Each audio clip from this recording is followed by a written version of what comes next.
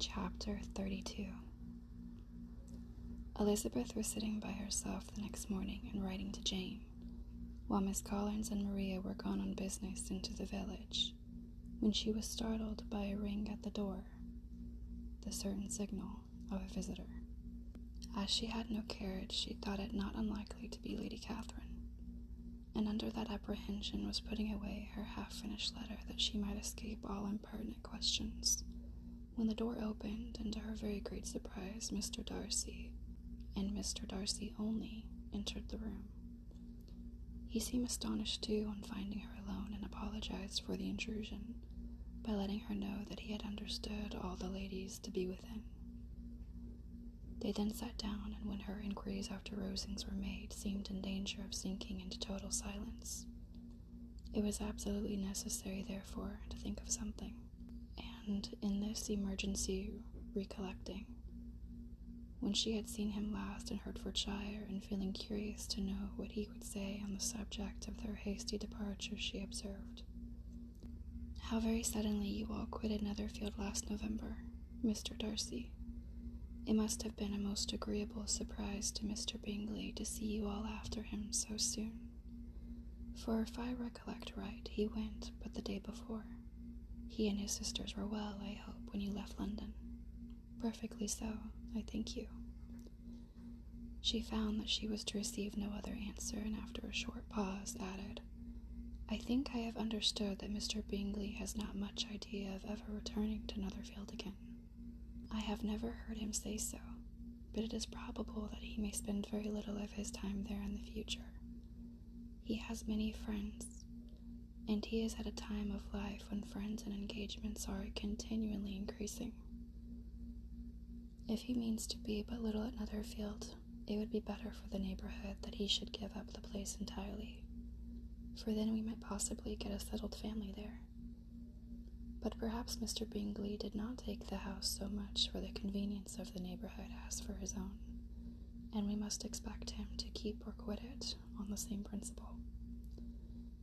"I should not be surprised," said Darcy, "if he were to give it up as soon as any eligible purchase offers."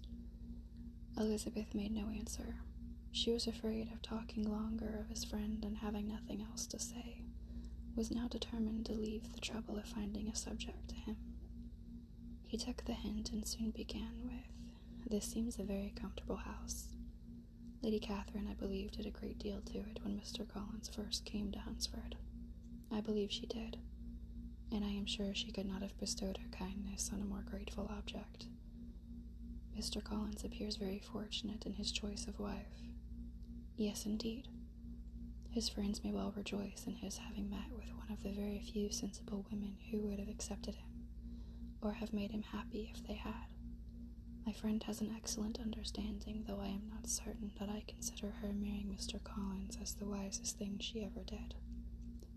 She seems perfectly happy, however, and in a prudential light, it is certainly a very good match for her. It must be very agreeable to her to be settled within so easy a distance of her own family and friends." "An easy distance, do you call it?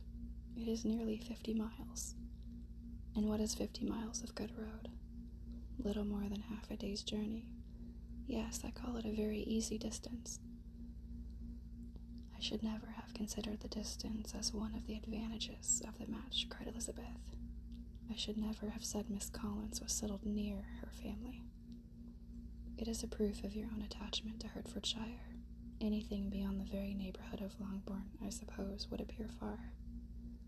As he spoke, there was a sort of smile which Elizabeth fancied she understood. He must be supposing her to be thinking of Jane and Netherfield, and she blushed as she answered, "I do not mean to say that a woman may not be settled too near her family. The far and the near must be relative and depend on many varying circumstances. Where there is fortune to make the expense of traveling unimportant, distance becomes no evil. But that is not the case here. Mr. and Miss Collins have a comfortable income, but not such a one as will allow of frequent journeys, and I am persuaded my friend would not call herself near her family under less than half the present distance. Mr. Darcy drew his chair a little towards her and said, "You cannot have a right to such very strong local attachment. You cannot have been always at Longbourn." Elizabeth looked surprised. The gentleman experienced some change of feeling. He drew back his chair, took a newspaper from the table, and glancing over it, said in a colder voice, "Are you pleased with Kent?"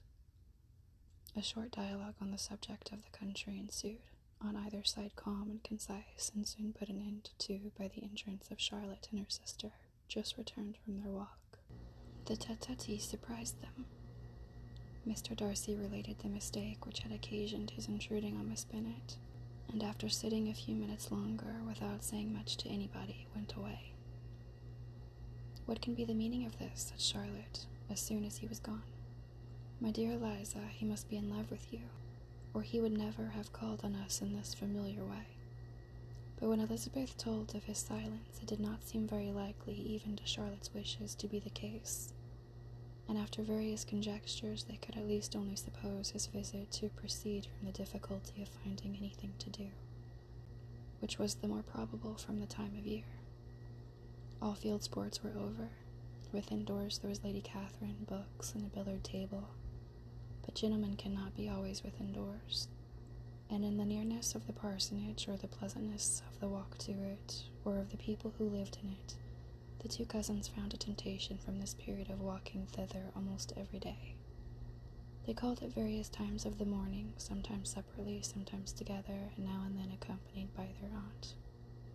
It was plain to them all that Colonel Fitzwilliam came because he had pleasure in their society, a persuasion which of course recommended him still more, and Elizabeth was reminded by her own satisfaction in being with him, as well as by his evident admiration of her former favorite, George Wickham, and though in comparing them she saw there was less captivating softness in Colonel Fitzwilliam's manners, she believed he might have the best informed mind. But why Mr. Darcy came so often to the parsonage it was more difficult to understand. It could not be for society, as he frequently sat there 10 minutes together without opening his lips, and when he did speak it seemed the effect of necessity rather than of choice, a sacrifice to propriety, not a pleasure to himself. He seldom appeared really animated. Miss Collins knew not what to make of him. Colonel Fitzwilliam, occasionally laughing at his stupidity, proved that he was generally different, which her own knowledge of him could not have told her.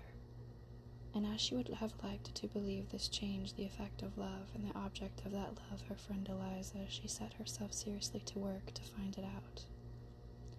She watched him whenever they were at Rosings, and whenever he came to Hunsford, but without much success. He certainly looked at her friend a great deal, but the expression of that look was disputable. It was an earnest, steadfast gaze, but she often doubted whether there was much admiration in it. Sometimes it seemed nothing but absence of mind. She had once or twice suggested to Elizabeth the possibility of his being partial to her, but Elizabeth always laughed at the idea, and Miss Collins did not think it right to press the subject, from the danger of raising expectations which might only end in disappointment, for in her opinion it admitted not of a doubt that all her friend's dislike would vanish if she could suppose him to be in her power. In her kind schemes for Elizabeth, she sometimes planned her marrying Colonel Fitzwilliam.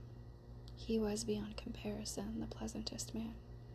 He certainly admired her, and his situation in life was most eligible. But to counterbalance these advantages, Mr. Darcy had considerable patronage in the church, and his cousin could have none at all.